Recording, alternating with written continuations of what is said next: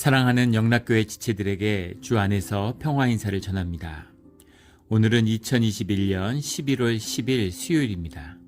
오늘의 묵상 본문은 출애굽기 1장 15절로 22절까지의 말씀입니다. 오늘 본문 말씀 1장 15절부터의 말씀은 이렇게 시작합니다.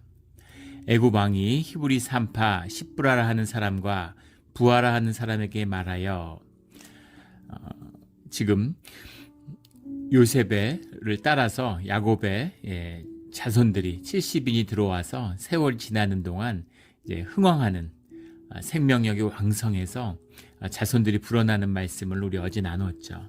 자손들이 계속 많아지니까 애굽의 새로운 지배자, 새로운 왕, 역사적으로는 이 힉소스 왕조를 대체하는 18왕조, 그 투트모세 1세 때의 일이다라는 걸 나눴습니다.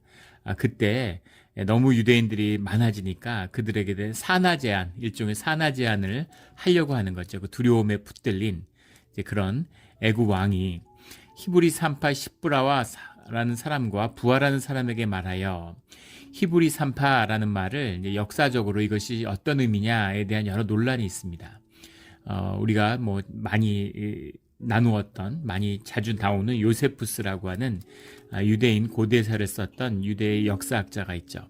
그 기록에 보면 이것이 이제 히브리 산파라는 것이 히브리인을 위한 산파, 히브리인의 아이를 받는 그런 애굽의 산파였다, 이런 기록이 남아 있어요. 논란이 되고 있는 것인데, 그리고 또 다른 일각에서는 이것이 히브리 사람 산파다. 산파를 굳이 히브리 사람이 애를 낳는데 애굽 사람이 올 일이 없겠죠. 그래서 히브리 사람들 중에 있는 산파다. 근데 문맥적으로 보면 히브리 산파로 보는 것이 맞을 것 같습니다. 또 하나는 이 십브라와 부하라는 이름인데 모두 다 셈족 계통의 히브리어의 어원에 있는 그런 이름이에요. 유대인들이 이름을 소중히 여긴다는 걸 우리 어제 나누었죠. 그래서 히브리 산파라는 말은 그런 해석을 담고 있는 거죠. 히브리인 중에 산파다라고 보는 것이 맞을 것 같습니다. 시프라라는 말이 이제 시프라 이런 말인데, 시프라라는 말의 이제 원형이 사파라는 말입니다. 사파라는 말이 아름답다, 이런 뜻이죠. 부하라는 말이 이제 소리치는 자, 이런 말인데 재밌죠. 우리 말에도 부하가 치민다, 이런 말이죠. 부하가 패잖아요. 패가 호흡하는 것이고, 패가 이제 부하가 치밀어 오른다라는 게 화가 오르는 것, 이제 이걸 의미하는 건데, 부하가 소리친다라는 의미인데 우리말하고 통하는 것이 있죠. 여기서 소리친다라고 하는 건 이제 부하가 치밀어서 소리치는 게 아니라 주님을 향하여 부르짖는다, 이런 의미죠. 그 이름들이 이런 여호와 신앙과 관련이 있다라는 것을 보게 됩니다. 이름을 본인이 짓지 않았겠죠. 그러니까 믿음의 가정 가운데서 자라난 사람들이다라는 것을 우리가 볼 수 있는 것이죠. 히브리 산파 십브라라는 사람과 부하라는 사람에게 말하여 이르되, 너희는 히브리 여인을 위하여 해산을 도울 때 그 자리를 살펴서 아들이거든 그를 죽이고 딸이거든 살려두라. 끔찍한 이야기죠. 산파라는 건 요즘으로 하면 산부인과 의사를 생각하면 될 겁니다. 산부인과 의사처럼 이 히브리 산파를 데려다가 아이가 태어나는데 아들은 죽이고 딸은 살려라. 아들은 죽이고 딸은 살려라. 왜 그랬을까? 사실은 산하 제한이 목적이라 그러면 아들을 살리고 딸을 죽여야 되겠죠. 그게 더 맞을 텐데, 이 뜻에는 이제 애굽의 그런 가부장적인, 아주 폭력적인 가부장 문화를 느낄 수 있습니다. 사실 히브리의 문화에서는 아들보다 딸이 중요하죠. 엄마가 중요합니다. 아버지가 유대인인 건 의미가 없어요. 어머니가 유대인이어야 유대인인 겁니다. 정반대죠. 신앙의 전통이 살아있는 것이죠. 어머니로부터 영적인 영향을 받고 어머니가 믿음 가운데 자녀를 키우는 거죠. 그래서 어머니가 중요한데, 왜 애굽에서는 아들을 살기고 딸을 죽여라, 아들이라고 하는 것보다는 그 당시는 이제 딸이 중요한 겁니다. 왜냐하면 딸이라는 것은, 여자는 노동을 그 당시는 큰 무슨 그 대대적인 농업사회가 이제 일어나는 때가 아니기 때문에 채집 경제도 중요하고 가사노동도 중요하고 여성의 노동력이 중요한 거죠. 또 여성 노동력은 출산을 하잖아요. 아이가 지금은 사람이 많지만 그때는 이제 땅은 많고 사람이 귀한 때이기 때문에 출산을 할 수 있다는 것, 그게 굉장히 중시되던 거죠. 그래서 전쟁을 하면 사람을 뺏어오는 거잖아요. 그러니까 이제 딸은 살려둬야 되는 거죠. 사람을 낳아야 되니까. 그리고 또 하나 중요한 것은 시집을 가면 남성 본위의 문화고 남성 중심의 문화니까, 애굽 문화가, 여자는 애굽 남자하고 결혼하면 애굽 사람이 된다, 이렇게 보는 것이죠. 그래서 아들은 죽이고 딸은 살려둬라, 이런 굉장히 잔인하고 끔찍한 명령을 하게 됩니다. 이런 죄가에 대한 대가를 주님이 80년 뒤에 애굽을 치실 때 그 첫 아들들을 데려가는 것으로 이제 주님이 징벌을 하시죠. 그래서 이런 정말 폐악적인 이런 명령을 내리는 겁니다. 17절에 그러나 산파들이 하나님을 두려워하여 애굽 왕의 명령을 어기고 남자 아기들을 살린지라. 이 당시 애굽의 왕이라고 하는 것은 그냥 절대 군주, 절대 왕권, 그것도 무서울 텐데 그런 왕이 아니죠. 인류 역사상 가장 강력한 왕권이에요. 살아있는 신입니다. 그런데 그 산파들이 애굽 왕의 명령을 어긴다, 상상할 수도 없는 거죠. 그 명령을 어기면, 명령을 지켜도 제대로 못 지키면 그냥 죽는 거예요. 말이 곧 법인 거죠. 그리고 법을 어기면 곧 죽는 겁니다. 근데 그런 명령이 떨어졌는데, 말도 안 되는 명령이지만 그 명령을 산파들이 감히 어긴 것이죠. 그 어긴 이유는 하나님을 두려워하여 라는 뜻입니다. 생명을 주관하는 것이 주님이고, 또 주님이 인도하시는 뜻을 늘 살피고 거기에 순종하는 그런 믿음의 사람들이기 때문에 하나님을 두려워하는 것이죠. 하나님을 두려워하는 마음, 하나님이 계시다고 하는, 하나님이 계신 걸 알고 하나님이 내 가까이, 내 삶 가운데 함께 하신다는 걸 느끼기 때문에 그 경외감을 표현하는 것이 두려움이죠. 주님을 향한 마음은 주님을 두려워하는 마음입니다. 하나님이 이게 그 종교가 퇴락하고 교회가 퇴락하다 보니까 하나님이 계시다는 것을 인정하는 것이 무슨 신앙인 것처럼 그렇게 왜곡돼 있죠. 그래서 하나님이 계시냐 안 계시냐 이런 이야기를 하고 있어요. 말도 안 되는 소리죠. 하나님이 계시는 겁니다. 근데 하나님의 임재와 하나님의 인도하심을 느끼고 순종하는 것, 이것이 신앙이고 하나님을 두려워하는 것이고 믿음이 되는 것이죠. 하나님을 두려워한다라는 건 하나님을 가까이 느낀다는 겁니다. 하나님의 임재를 경험하고 느끼는 자들이다. 그들이 산파들이죠. 하나님의 임재를 느끼기 때문에 눈앞에 보이는 이 절대적인 애굽 왕의 명령, 목숨을 뺏어갈 수도 있는 애굽의 왕의 명령을 거스를 수 있는 거죠. 목숨을 거는 겁니다. 주님이 함께 하시지 않으면 어떻게 이러겠어요? 산파들이 무슨 뭐가 있다고. 근데 오직 하나님을 두려워하는 그 마음을 가진 자들만이 이렇게 할 수 있는 것이죠. 여기에는 더 깊은 뜻이 들어 있습니다. 애굽에서 세월이 지나면서 애굽 문화와 애굽 종교에 젖어들면서 애굽 사람이 되고 그 시대에 가장 문화가 융성하고 가장 잘 사는 곳이었죠. 그곳에서 애굽 사람이 되어버리는 거예요. 근데 그 가운데 주님을 섬기는 여호와의 신앙을 붙드는 자들이 히브리인이고 애굽인이죠. 유대인이죠. 그 정체성을 지키고 있는 자들, 하나님의 말씀을 기억하고 하나님과 함께하는 자들이 이 가운데 남아 있다는 겁니다. 그래서 하나님이 출애굽의 역사를 준비하시는 거죠. 그게 무르익고 있는 거예요.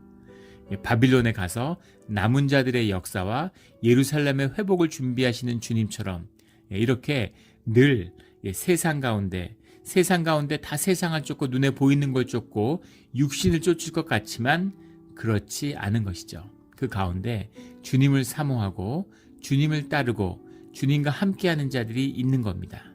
그 고난과 시련 가운데서 그 믿음을 키워가는 자들이 있는 거예요. 이것이 주님이 인도하시는 주님의 역사의 중심에 있는 거죠.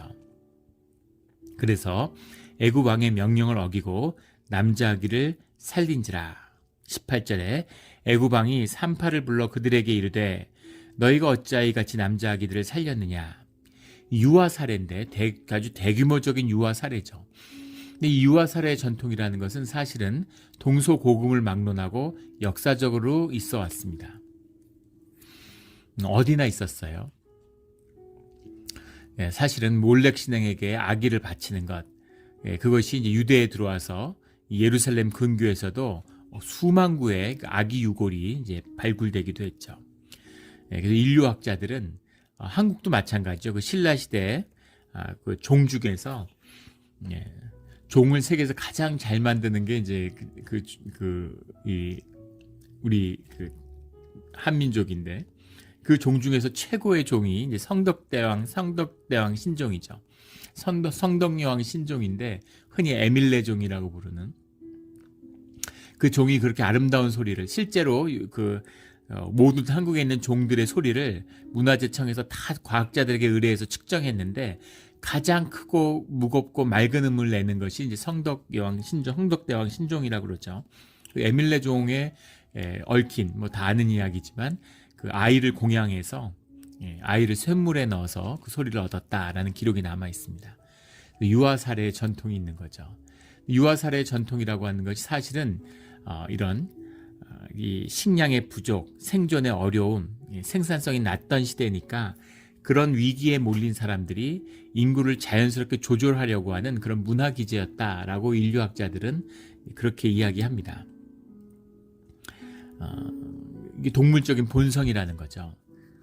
늑대들이 굉장히 이제 모성애가 강하고 때를 이어서 살고 있는데, 자식들을 지키는데 먹을 게 없거나 위협에 시달리거나 무슨 이런 그 극심한 환경적인 변화에 노출되면, 스트레스가 심해지면 그 어미가 새끼들을 물어 죽이죠. 세비징이라고 그러죠.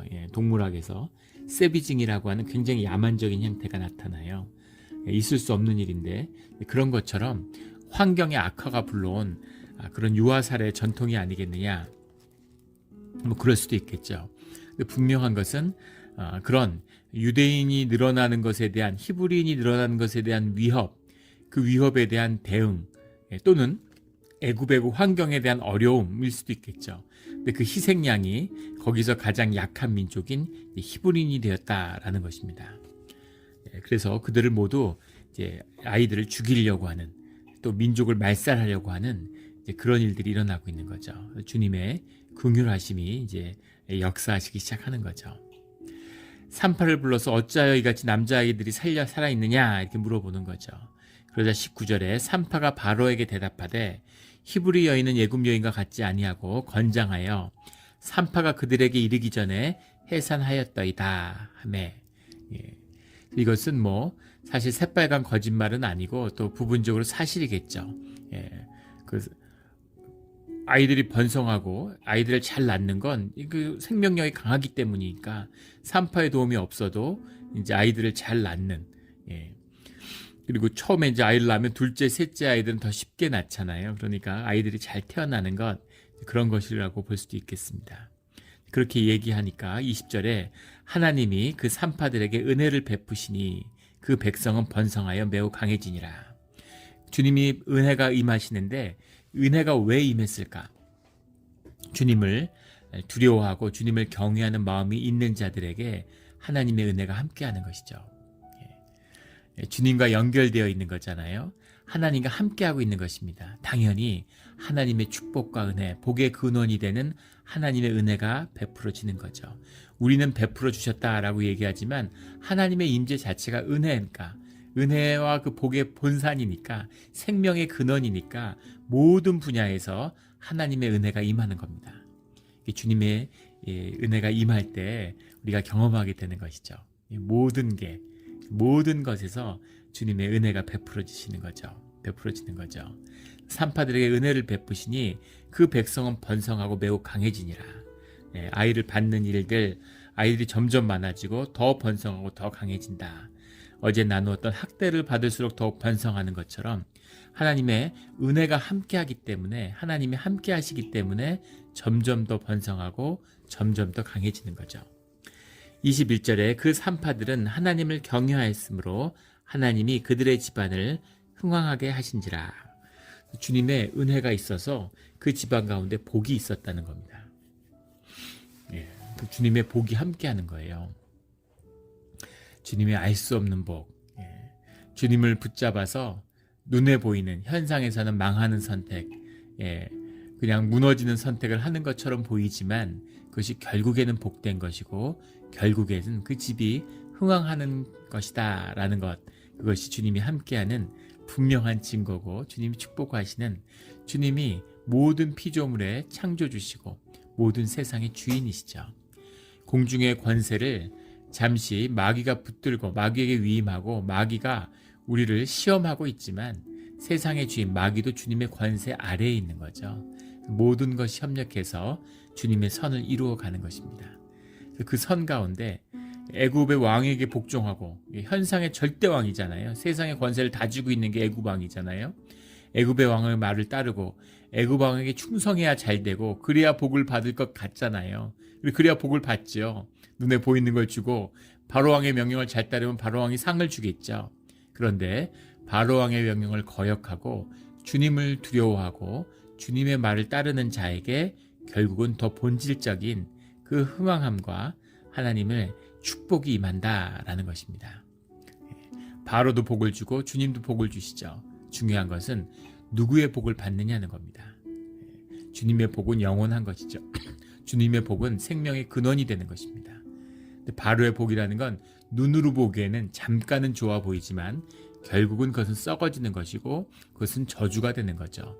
주님의 뜻을 거스르는 것이 되니까. 주님의 뜻에 반대에 쓰게 되는 것은 결국에는 저주입니다. 하늘의 저주가 되는 것이죠.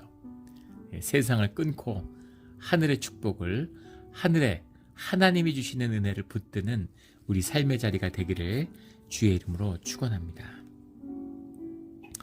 그들의 집안을 흥왕하게 하시는 주님이시죠. 22절에 그러므로 바로가 그의 모든 백성에게 명령하여 이르되 아들이 태어나거든 너희는 그를 나일강에 던지고 딸이거든 살려두라 하였더라.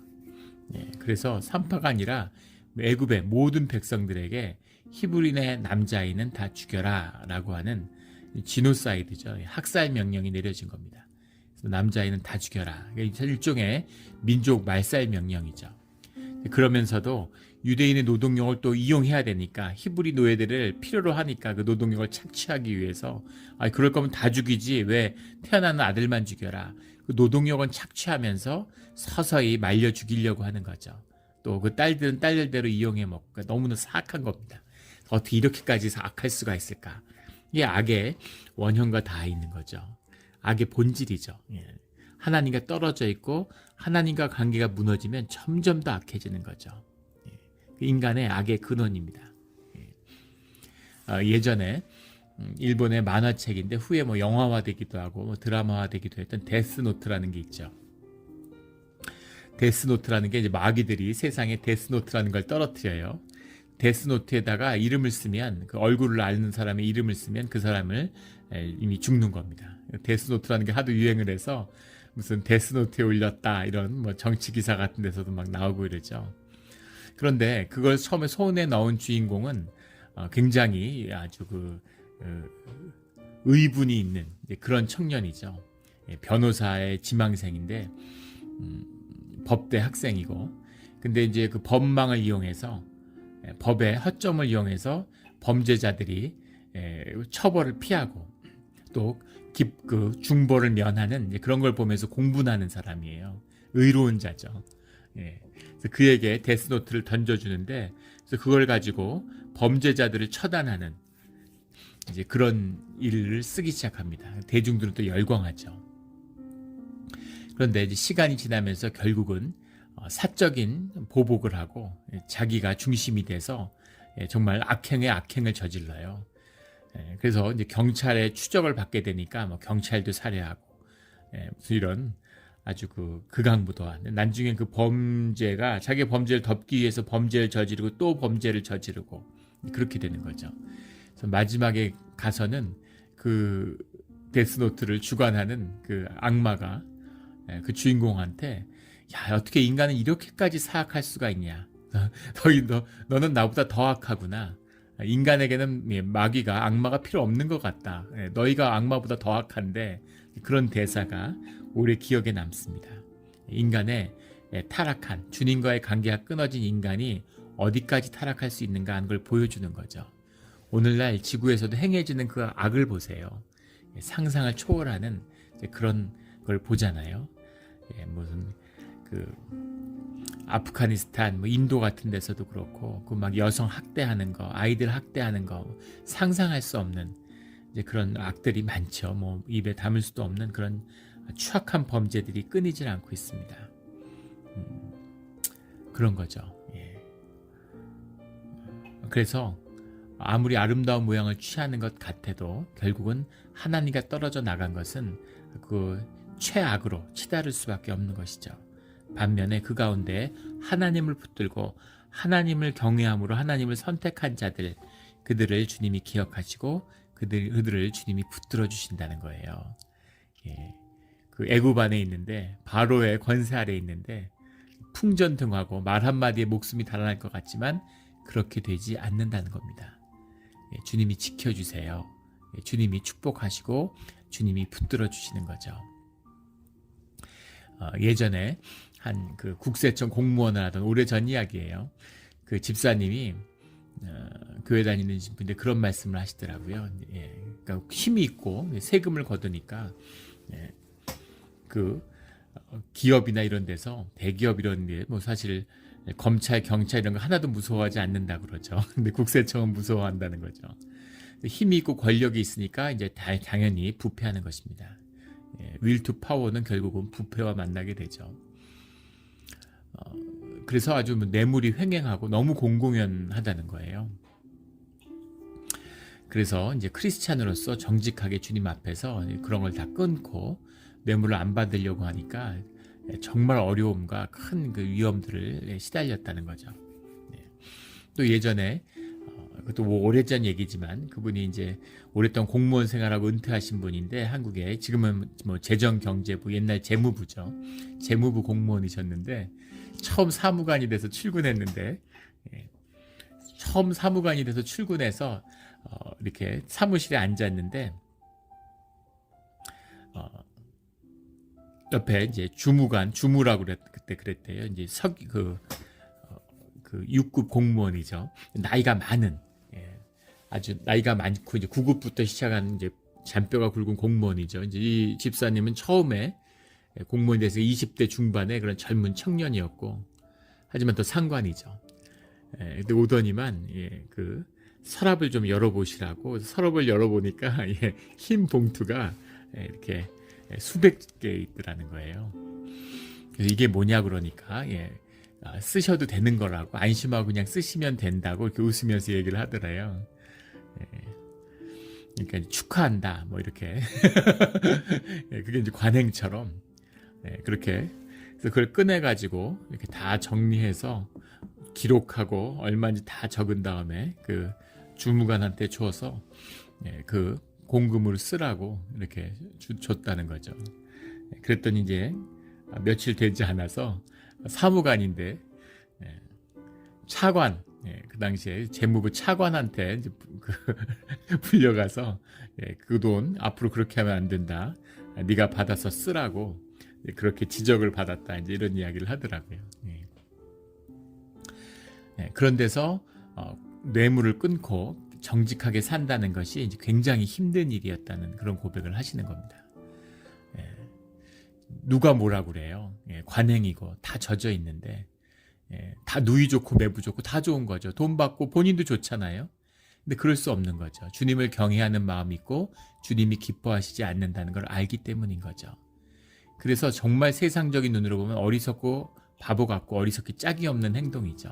하지만 그거를 끊었다는 겁니다. 그러니까 이제 박해가 있고 어려움이 있고 왕따가 되고 진짜 힘들었다는 거예요.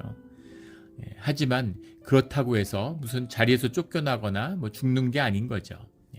주님의 보호하심이 있고 주님의 은혜가 있고 지나고 보면 정직하게 잘 살았고 다 잘 되고 정말 흥왕함이 있는 거죠. 하나님의 은혜가 부어졌다는 겁니다. 세금 다 내고 어떻게 장사해? 어떻게 주님의 이름으로 정직하게 어떻게 살아?